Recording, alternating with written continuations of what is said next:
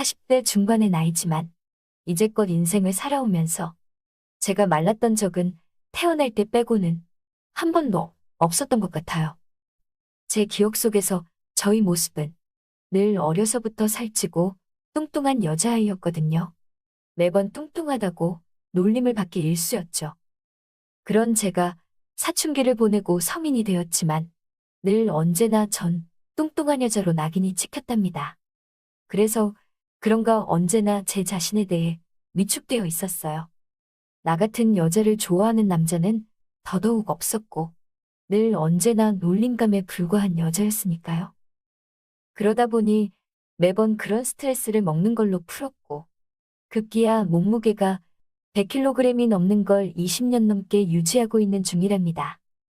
앞서 말했던 나이는 이제 40대 중반이 되었고 남자라고는 한 번도 사귀어 본 적도 없고 남자를 애인으로서 만나본 적도 없으니 정말 저 같은 여자도 없으리라 생각해요.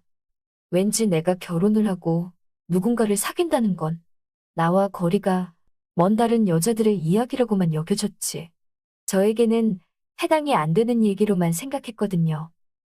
그런 제가 늘 안쓰러워 보였던 이모는 이제 그만 운동 좀 하고 살도 빼서 지금이라도 시집 가라고 했지만 저는 늘 싫다고 대답했어요. 누가 저한테 장가를 오겠냐며 이모에게 말하니 이모가 하는 말이 그래도 아직 젊지 않냐며 그리고 평생을 먹는 것만 알았지. 남자라고는 티끌만큼도 모르고 살아왔던 너이기에 어쩌면 다른 여자들에 비해 깨끗한 영혼의 소유자라고 자꾸 강조를 하더라고요. 그러면서 운동 좀 하라고 하며 살 좀 빼라고 올 때마다 노래를 부르듯 말하는데 정말 얼마 전까지 살아계셨던 엄마의 잔소리보다 이제는 이모의 잔소리가 너무나도 듣기 싫었답니다. 그러던 어느 날이었어요. 이모가 다시 찾아왔는데 아주 화색이 돋는 얼굴로 찾아와서는 저보고 하는 말이 뜬금없이 선 한번 보라고 하지 뭐예요. 그래서 전 이모에게 저번에도 말했다시피 선 안 본다고 잘라 말하면서 나 같은 뚱뚱한 여자를 누가 좋아하냐고 말하니까 이모가 하는 말이 현숙이 너 운동 안 해도 될 것 같다며 너 좋다는 남자가 생겼다는 거예요.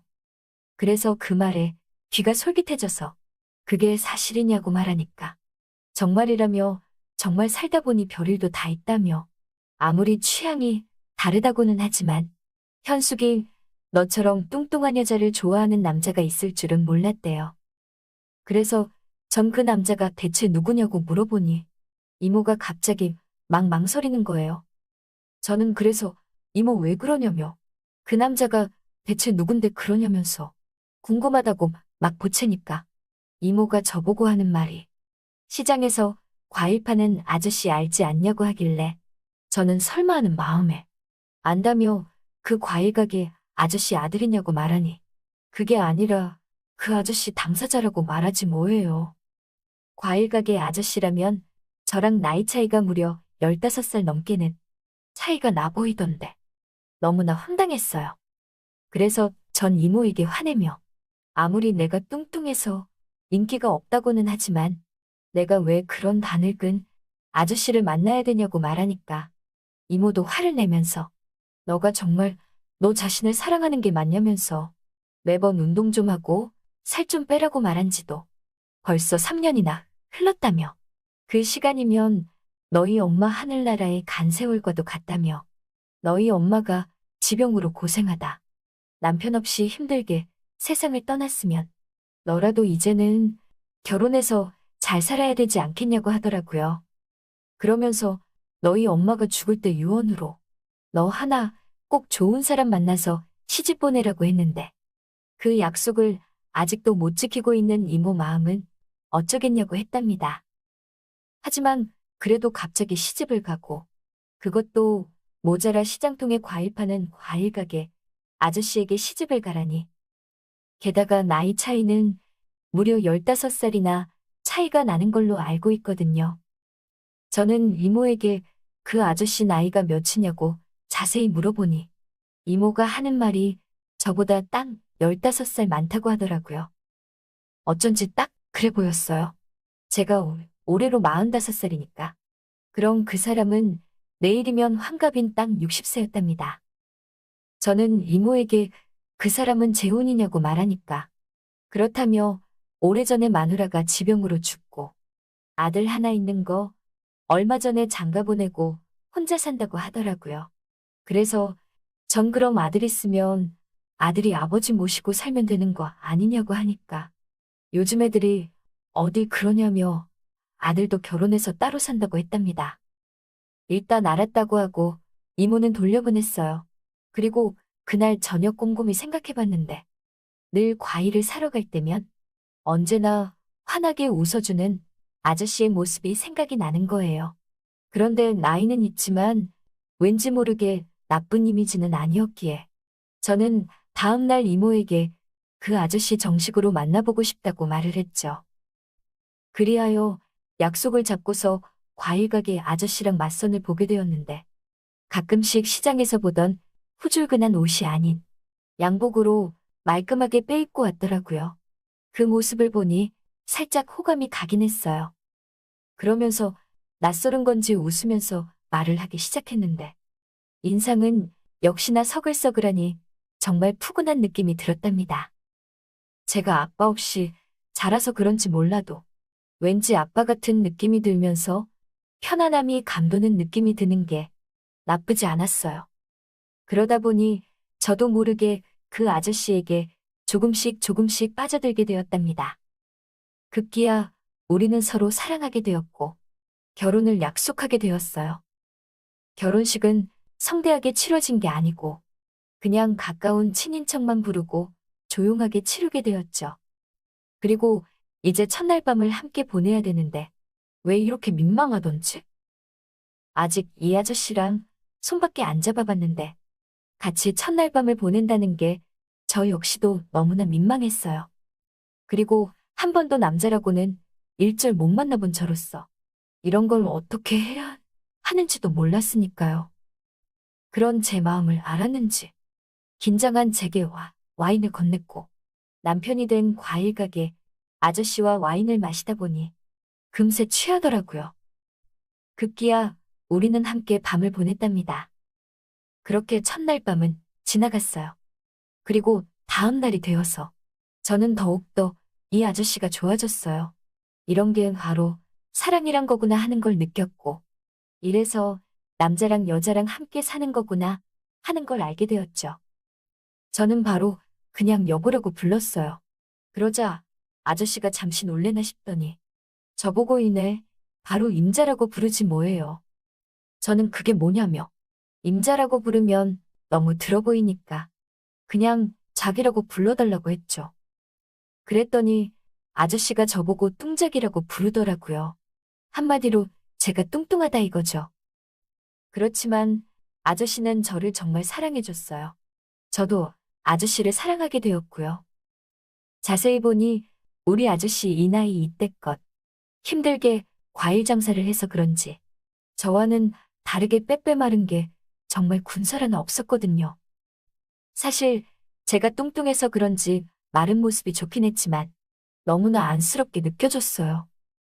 그리하여 제가 이제부터 과일 가게 운영하는 거 도와준다고 해도 걱정 말라면서 평생을 혼자 한 거라며 저보고 살림하면서 푹 쉬라고 하지 뭐예요.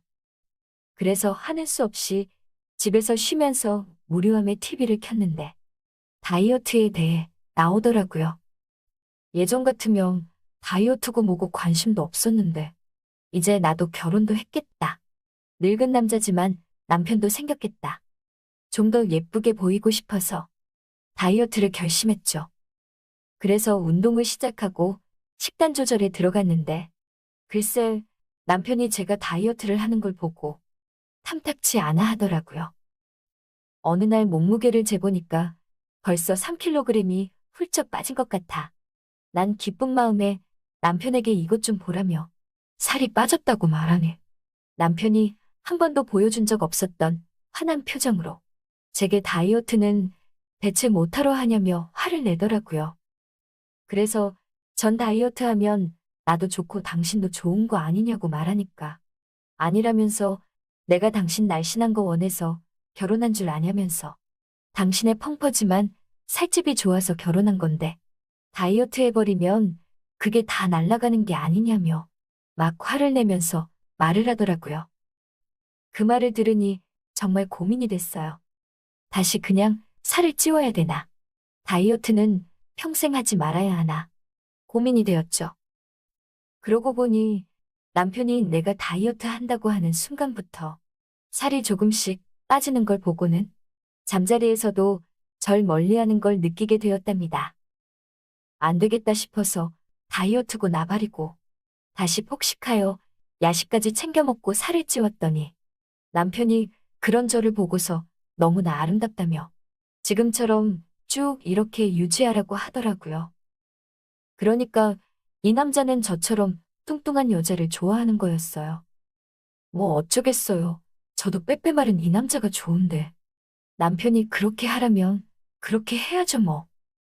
그래서 지금도 몸무게가 100kg이 넘어가지만 남편과 함께 할 때는 세상 어떤 여자보다 소중하게 다뤄지는 기분이에요. 남편이 저를 너무나 아끼고 사랑해 주거든요. 평생을 뚱뚱하게 살아가고 있는 저지만 이 뚱뚱함까지 사랑해주는 늙은 내 남편이 있어서 오늘 하루도 너무도 행복하답니다. 여보야, 오늘 밤은 조심하이소. 저번처럼 모르고 깔아뭉갤 수 있을지 몰라 얘. 그날 밤 모든 것은 단순한 초대에서 시작되었습니다. 제 아내 지은과 저는 최근에 알게 된 한 부부의 저녁 식사 초대를 받았습니다. 그들은 부유하고 세련되었으며 거의 마법처럼 우리를 끌어당기는 매력을 가지고 있었습니다. 서진과 혜미는 강남에서 유명한 미술 갤러리를 운영하고 있었고 우리는 전시회에서 그들을 처음 만난 순간부터 매료되었습니다. 서진은 자신감 넘치는 미소와 날카로운 눈빛을 가진 매혹적인 아우라를 지니고 있었고 혜미는 우아함과 매력을 완벽히 조화시켜 마치 공중에 떠 있는 듯한 존재감을 뽐냈습니다. 저녁 식사는 완벽하게 준비되어 있었습니다. 그들의 집은 그 자체로 예술작품 같았고 유리벽을 통해 보이는 반짝이는 도시의 불빛과 잡지에서 막 튀어나온 것 같은 가구들이 인상적이었습니다. 우리가 도착했을 때 와인 잔과 함께 부드러운 음악이 공간을 채우고 있었습니다. 혜미는 몸매를 돋보이게 하는 검정 드레스를 입고 있었고 서진은 캐주얼한 정장 차림으로 여유로운 자신감을 발산했습니다. 하지만 무엇보다 우리를 매료시킨 것은 그들이 우리를 편안하게 만들어주면서도 공기 중에 감도는 묘한 긴장감이었습니다. 저녁이 진행될수록 대화는 점점 더 편안해졌습니다. 여행과 일과 같은 가벼운 주제에서 시작해 점차 더 개인적이고 친밀한 이야기로 이어졌습니다. 서진은 잔잔한 미소를 지으며 물었습니다.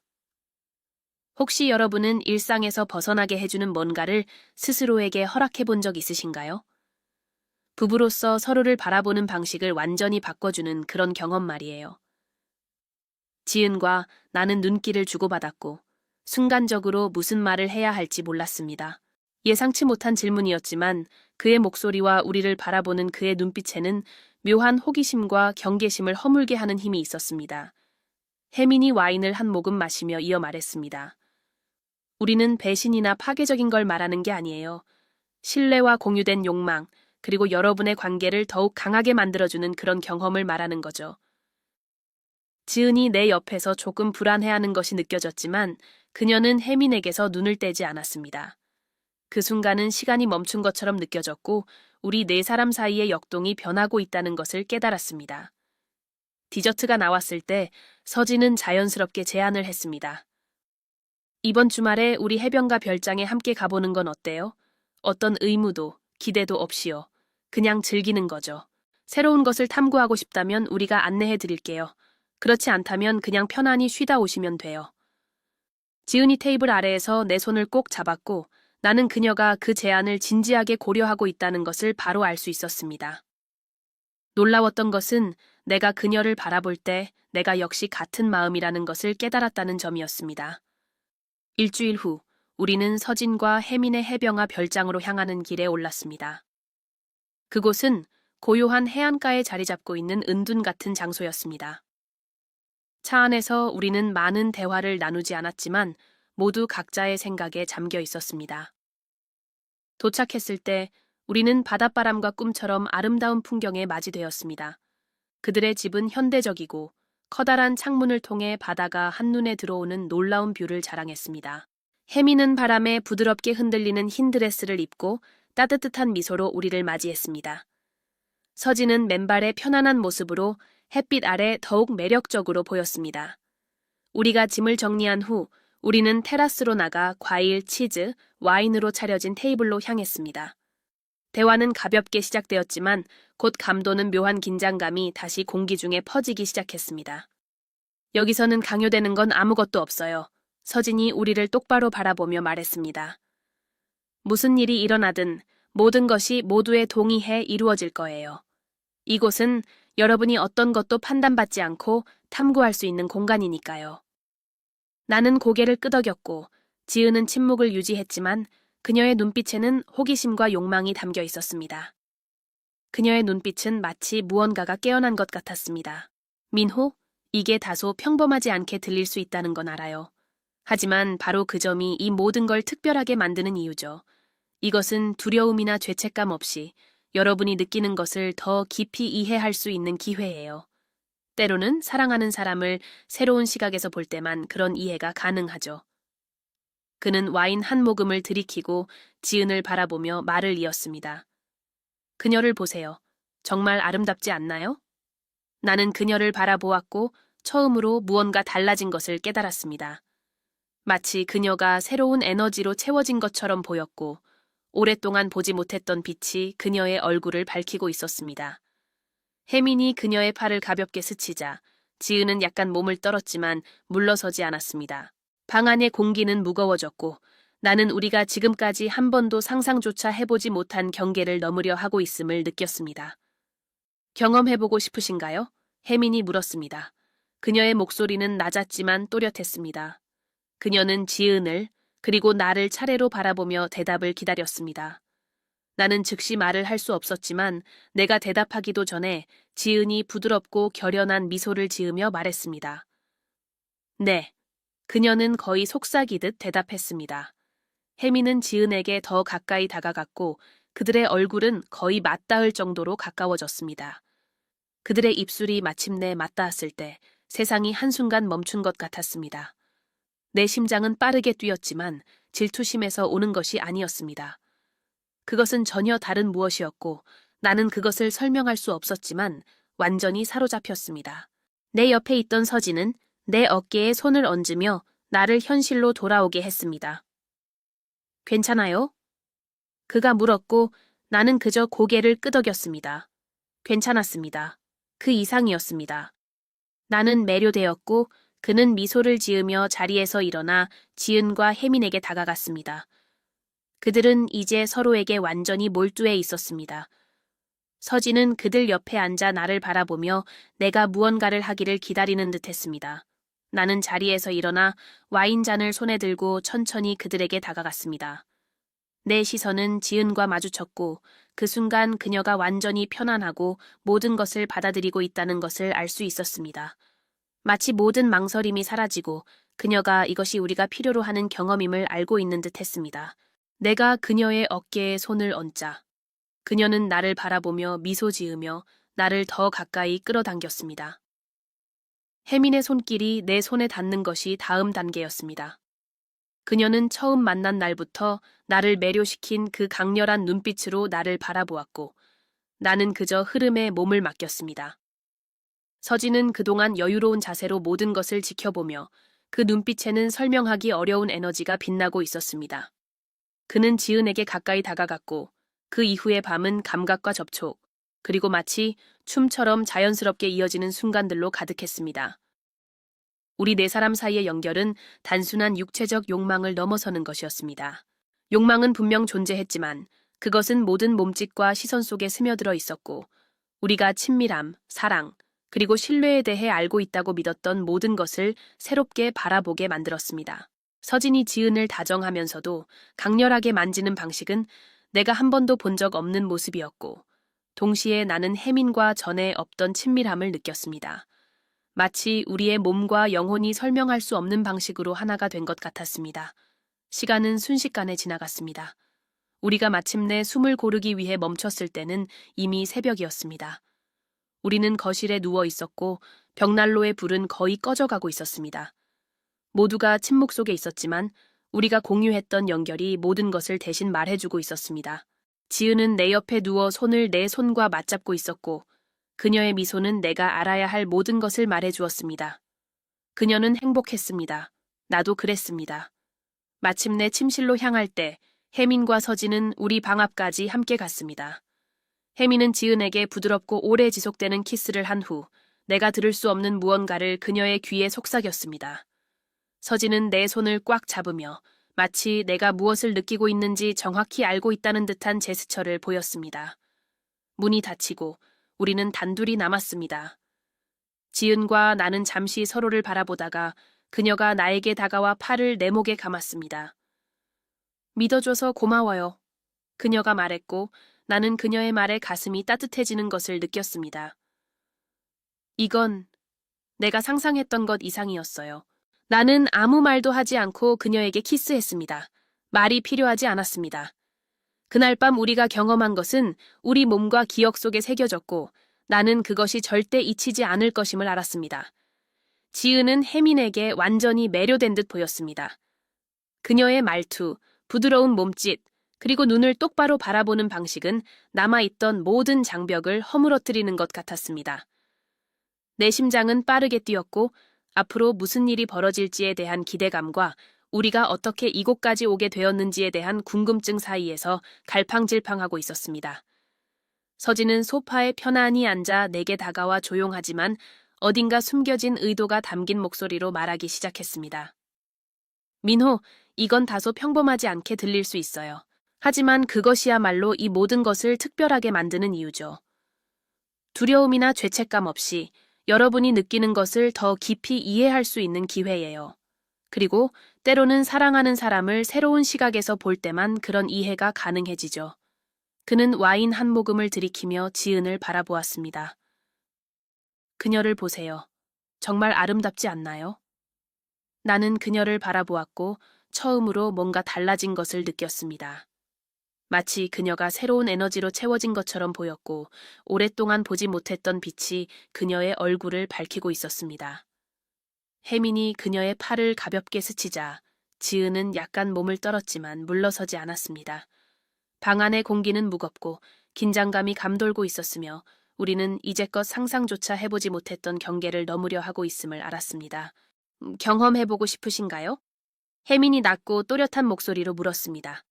그녀는 지은을 그리고 나를 차례로 바라보며 대답을 기다렸습니다. 나는 바로 대답할 수 없었지만 내가 말하기도 전에 지은이 부드럽고 결연한 미소를 지으며 말했습니다. 네. 그녀는 거의 속삭이듯 대답했습니다. 혜미는 지은에게 더 가까이 다가갔고 그들의 얼굴은 거의 맞닿을 정도로 가까워졌습니다. 그들의 입술이 마침내 맞닿았을 때 세상이 한순간 멈춘 것 같았습니다. 내 심장은 빠르게 뛰었지만 질투심에서 오는 것이 아니었습니다.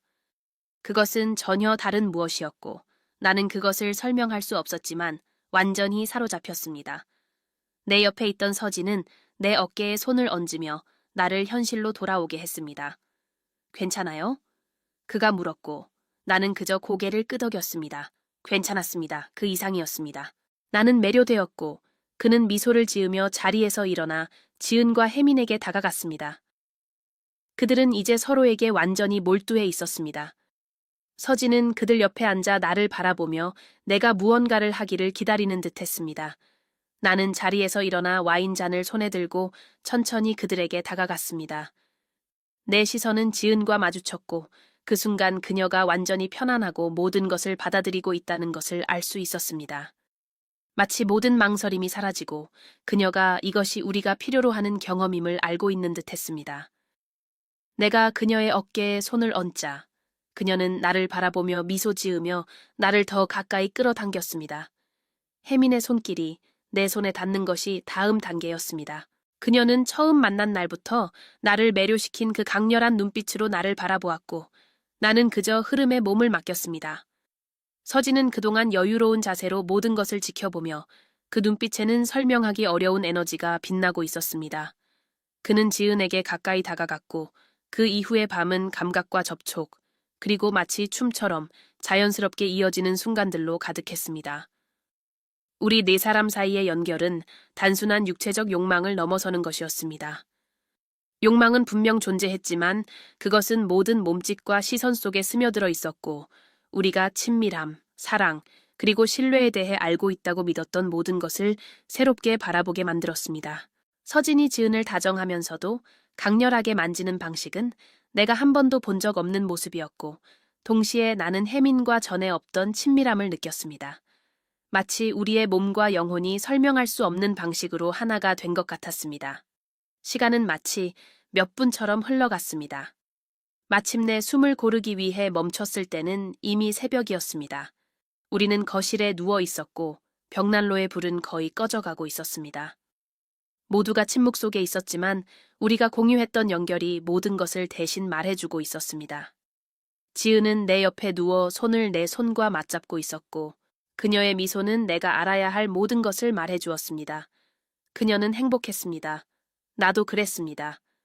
마침내 방으로 향할 때 혜민과 서진은 우리 방 앞까지 함께 갔습니다. 혜민은 지은에게 부드럽고 오래 지속되는 키스를 한 후 내가 들을 수 없는 무언가를 그녀의 귀에 속삭였습니다.